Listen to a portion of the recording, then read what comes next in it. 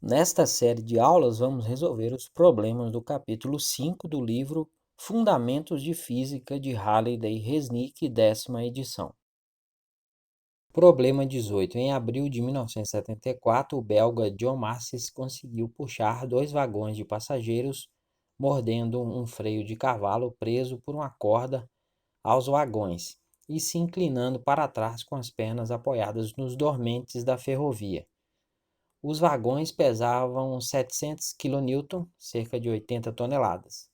Suponha que Masses tenha puxado com a força constante com um módulo 2,5 vezes maior que o seu peso e fazendo um ângulo θ de 30 graus para cima em relação horizontal.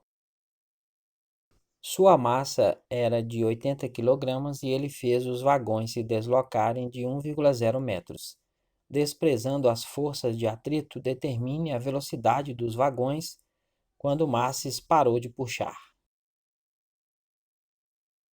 A figura ilustra o problema. O homem puxa os vagões aplicando uma força F, que faz um ângulo de 30 graus com a direção horizontal.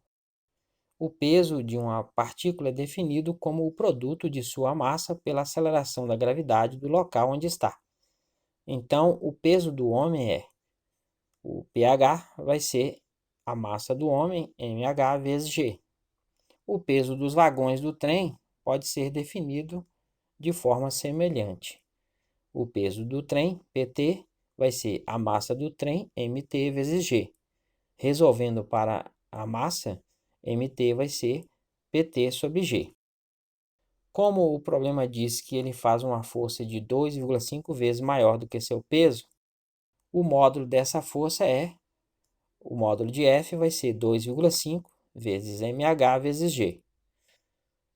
Como o trem se desloca somente na horizontal, seu movimento depende da componente da força exercida pelo homem nessa direção. No triângulo retângulo mostrado, vemos que a medida do cateto adjacente ao ângulo é igual ao módulo da componente da força na direção horizontal. A medida da hipotenusa é igual ao módulo da força.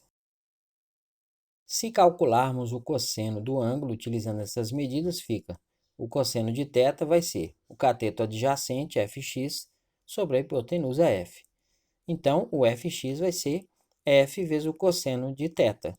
2,5 vezes mh vezes g, que é o f, vezes o cosseno de θ. A segunda lei do movimento de Newton diz que a resultante das forças que atuam em um corpo é igual ao produto de sua massa e da aceleração adquirida por ele. Aplicando essa lei na direção do movimento do trem, ela se torna Rx, a resultante na direção x vai ser m vezes ax. Nesse caso, o Rx é o Fx, é igual à massa, mt, a massa do trem, vezes a aceleração ax. Então, substituindo pelo valor de Fx, dá 2,5 vezes mh vezes g vezes cosseno de θ é igual à massa do trem, pt sobre g, vezes ax. Resolvendo para ax, o g que divide vai passar para o outro lado multiplicando, e o pt que multiplica vai passar para o outro lado dividindo. Então, o ax vai ser 2,5 vezes mh vezes g ao quadrado, que já tinha outro g lá, vezes o cosseno de θ sobre pt. Substituindo pelos valores, dá 2,5 vezes 80, que é a massa do homem, vezes o 9,8 ao quadrado, que é o g ao quadrado, vezes o cosseno de 30 graus, que é o ângulo, dividido pelo peso do trem. O peso do trem é de 700 kN, 700 vezes 10 elevado a 3 newtons. Efetuando essas multiplicações no numerador, dá 16.630, dividido por 700 vezes 10 elevado a 3.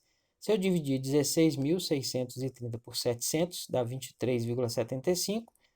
E essa potência de 10 vai passar para cima, trocando o sinal, vezes 10 a menos 3. A potência 10 a menos 3 vai fazer com que a vírgula ande 3 casas para a esquerda. Então, o resultado é 0,02375 metros por segundo ao quadrado, porque é a aceleração. Estamos escrevendo os resultados parciais com 4 algarismos significativos, um a mais do que a precisão da medida mais precisa informada, né? Que tem 3. Como a força que o homem exerce é constante durante o movimento, a aceleração também será constante e o movimento será uniformemente variado na direção x. Podemos então utilizar as equações válidas para esse tipo de movimento. Como o problema não informou o intervalo de tempo que o homem passou puxando o trem, não podemos utilizar as duas primeiras equações e vamos utilizar a terceira, que não depende de t. A velocidade inicial do trem é v0 igual a zero e sua posição inicial é x0 igual a zero. O problema diz que os vagões se deslocaram 1,0 metros e esta é a posição final no intervalo, x igual a 1,0 metros. Substituindo esses valores na terceira equação, fica a velocidade Vx elevado ao quadrado, né, a velocidade final, vai ser o V0x ao quadrado, que é 0 ao quadrado, mais 2 vezes a aceleração, que já calculamos, 0,02375, vezes o x final, 1,0, menos o x0, que é 0.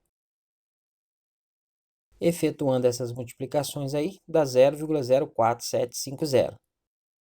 Então, o Vx vai ser a raiz quadrada de 0,04750, que dá 0,2176 metros por segundo. Escrevendo o resultado com 2 algarismos significativos, que é a precisão da medida menos precisa, né, das medidas menos precisas que apareceram no enunciado, ele se torna, o Vx vai ser 0,22 metros por segundo.